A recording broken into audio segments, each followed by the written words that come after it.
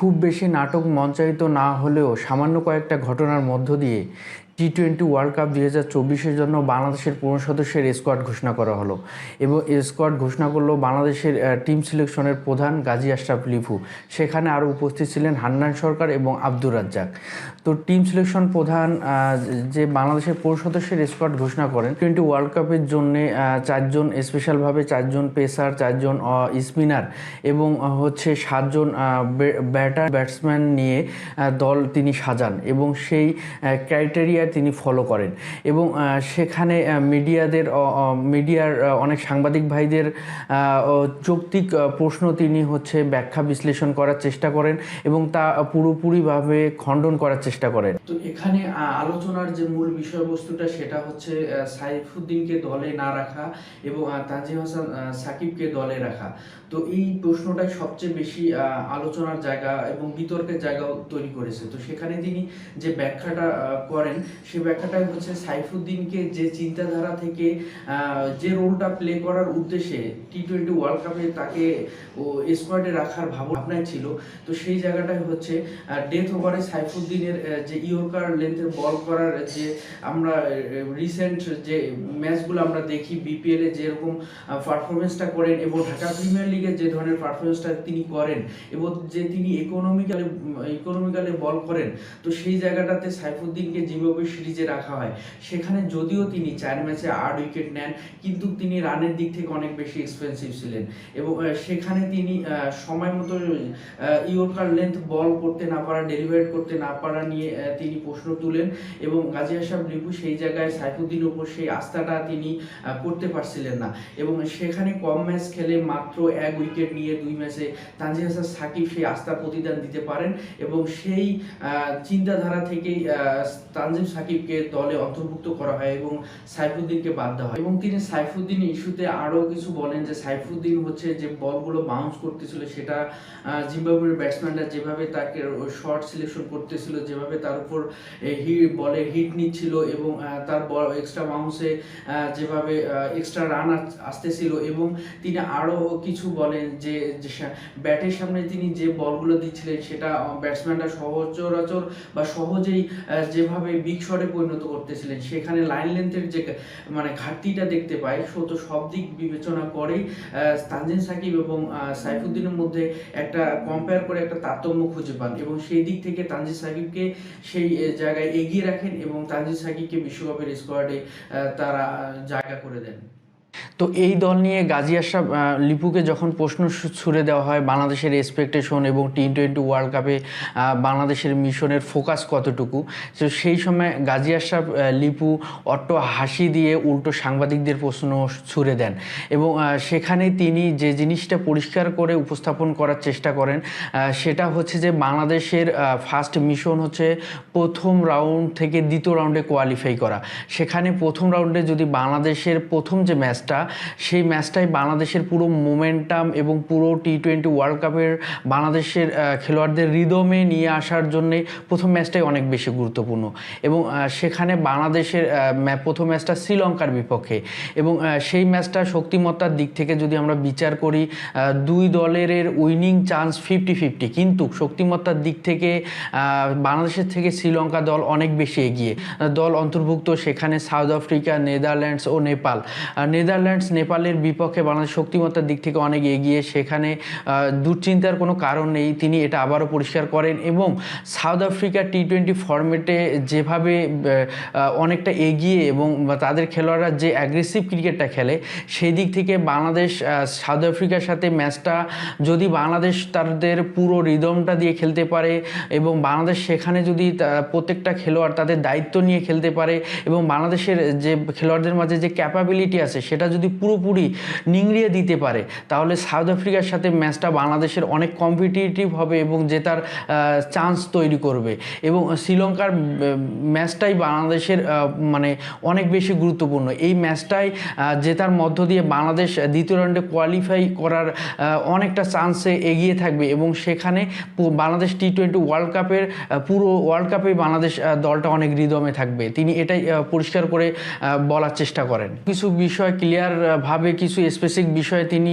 ব্যাখ্যা করার চেষ্টা করেন। সেখানে তিনি বলেন লিটন কুমার দাস, যাকে আমরা মূল ওপেনার হিসেবে চিন্তা করি, এবং সেই লিটন কুমার দাসের অফ ফর্ম নিয়ে তিনি অনেক বেশি অস্বস্তিকর অবস্থায় আছেন। সেখানে নাজমুল হাসান শান্ত অনেক বড় একটা ফ্যাক্ট। টি-20 ওয়ার্ল্ড কাপ টিমের ক্যাপ্টেন নাজমুল হাসান শান্ত যেভাবে তিনি রান করতে পারতেছেন না, তো সেই জায়গাটাও অনেক দুশ্চিন্তার কারণ।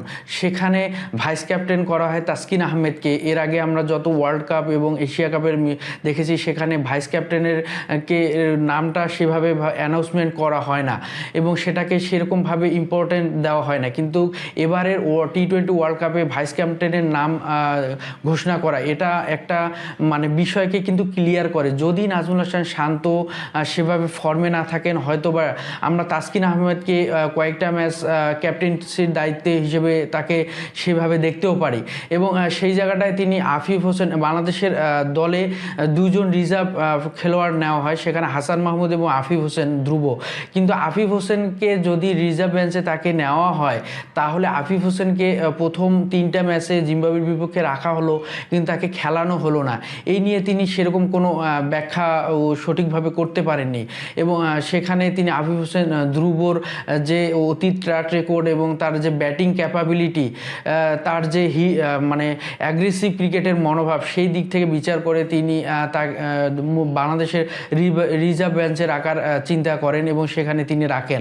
এবং আরেকটা জিনিস তিনি ক্লিয়ার করেন, সেটা হচ্ছে তিনি বাংলাদেশের কোচ এবং বিসিবির সাথে টিম সিলেকশন প্যানেলের যে কমিউনিকেশনের একটা গ্যাপ, সেটা কিন্তু অনেকটা উঠে আসে তার কথায়, যে তিনি রিজার্ভ বেঞ্চে 2 জন রাখা যাবে সেটা তিনি আগে জানতেন না। যদি জানতেন তাহলে হয়তো সেই জায়গায় সাইফুদ্দিনকে রাখার তিনি চিন্তা করতেন। কিন্তু সেই জায়গায় টিম সিলেকশন প্যানেল এবং বিসিবির মধ্যে যে কমিউনিকেশনের একটা ঘাটতি ছিল, সেটাও কিন্তু অনেকটা পরিষ্কার হয়ে ওঠে। তো লিটন কুমার দাসের অফ ফর্ম নিয়ে তিনি দুশ্চিন্তা এবং অস্বস্তির জায়গা পরিষ্কার করলেও তিনি একটা যৌক্তিক কথা উত্থাপন করেন।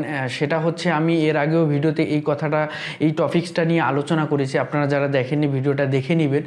তো সেই বিষয়টা হচ্ছে বাংলাদেশের 15 সদস্যের স্কোয়াডে উইকেট কিপিংয়ের যে সংকটের জায়গাটা, সেখানে জাকের আলী অনিক এবং লিটন কুমার দাস 2 জন উইকেট কিপিং, এবং জাকের আলী অনিক লাস্ট জিম্বাবুয়ে সিরিজেও উইকেট কিপিংয়ের দায়িত্ব পালন করেন। সেখানে তিনি যে পরিমাণ মিস করেন, এক্সট্রা রান দেন এবং হচ্ছে হাই ক্যাচে তার যে প্রবলেমটা, তো টি-20 ওয়ার্ল্ড কাপে আপনি এরকম শক্তিশালী দলের বিপক্ষে যখন ভালো ব্যাটসম্যানের বিপক্ষে এরকম চান্সগুলো আপনি মিস করবেন, তো আপনার ওই ম্যাচের ফলাফলটাও কিন্তু চেঞ্জ হয়ে যেতে পারে। এবং একটা শক্তিশালী ব্যাটসম্যান যখন আপনার এই একটা লাইফ ফিরে পাবে, তো সেই ব্যাটসম্যানটা কতটা ভয়ঙ্কর অ্যাগ্রেসিভ হতে পারে, সেটা আমরা ক্রিকেটের ট্র্যাক রেকর্ডগুলো ঘাটাঘাটি করলে আমরা সেটা বুঝতে পারি। তো সেখানে জাকের আলী অনিকের সেই ল্যাকিংসের জায়গাটা থেকে লিটন কুমার দাসকে মূল স্কোয়াডে রাখা হয় এবং সেখানে লিটন কুমার দাস জাকের আলী অনিকের থেকে উইকেট কিপিংয়ের জায়গায় অনেক বেশি এগিয়ে থাকেন এবং সেই জায়গাটা তিনি পরিষ্কার করেন। এবং বাংলাদেশ যে দলটা সাজানো হয়েছে 15 সদস্যের বলি, তো বাংলাদেশের মূল ব্যাটসম্যান হচ্ছে 4 জন। সেখানে নাজমুল হোসেন শান্ত, তৌহিদ হৃদয়, তানজিম হাসান তামিম, তো মাহমুদুল্লাহ রিয়াদ। এবং বাংলাদেশের অলরাউন্ডার হচ্ছে যাদেরকে রাখা হয়, সাকিব আল হাসান, সৌম্য সরকার, শেখ মেহেদি এবং রিশাদ হোসেন। তো 4 জন 8 জন। এবং উইকেট কিপিংয়ের দায়িত্ব হচ্ছে 2 জন, তাদের মধ্যে হচ্ছে জাকের আলী অনিক এবং হচ্ছে লিটন কুমার দাস। স্পিনার হিসেবে একজনকে নেওয়া হয়, সেটা হচ্ছে তানভীর ইসলাম। এবং সিম বলার হিসেবে নেওয়া হয় হচ্ছে 4 জনকে, মোস্তাফিজুর রহমান, তাসকিন আহমেদ, তানজিম হাসান সাকিব এবং হচ্ছে শরীফুল ইসলাম। এবং এখানে যদি আমরা আরেকজন সিমার পেয়ে যেতে পারি, যেটা মিডিয়াম পেসার এবং অলরাউন্ডার, সৌম্য সরকারকে ম্যাচের কন্ডিশন সিচুয়েশন ভেদে বাংলাদেশের ক্যাপ্টেন 3 থেকে 4 ওভার, এমন 1-2 ওভার পার্ট টাইম বলার হিসেবে সেই জায়গাটাতে ইউজ করতে পারে। তো এবং বাংলাদেশের টাইট বোলিংয়ের ক্ষেত্রে যে স্পিন, ওয়েস্ট ইন্ডিজের কন্ডিশনে যে স্পিনটা যেভাবে কাজ করে এবং সেই জায়গায় যদি স্লো উইকেট হয়, তো স্পিনাররা ভালো একটা ভূমিকা রাখতে পারে। সেই জায়গায় শেখ মেহেদি, রিশাদ হোসেন, আমাদের লেগ স্পিনার শেখ মেহেদি থেকে অনেকটা টাইট বোলিংয়ে এগিয়ে থাকবে তানভীর ইসলাম। শুরুর আগে বাংলাদেশ প্রস্তুতিমূলক কয়েকটা ম্যাচ খেলবে, সেখানে ইউএসএর সাথে বাংলাদেশের 21, 23 এবং 25 তারিখে 3টা টি-20 ম্যাচ আসে। সেখানেও হয়তোবা আফিফ হোসেন ধ্রুব এবং রিজার্ভ বেঞ্চে হাসান মাহমুদকে মূল একাদশে খেলিয়ে তাদেরকেও সেই জায়গাটাতে পরখ করে দেখার কিছু আছে। এবং সেখানে তাসকিন আহমেদ মূল পর্বের আগে কোনো ম্যাচে তাকে সেই ধরনের তিনি অ্যাভেলেবেল থাকবেন না এবং তাকে নিয়ে সেই ধরনের রিস্ক নেওয়া হবে না, যেহেতু বাংলাদেশের সিম বোলারদের মধ্যে মূল যাকে ধরা হয় মুস্তাফিজ, তাসকিন এবং শরীফুলকে, তো তাসকিন নিয়ে বিসিবি সে ধরনের রিক্সে যাবেন না। বাংলাদেশের জন্য শুভকামনা। আল্লাহ হাফেজ।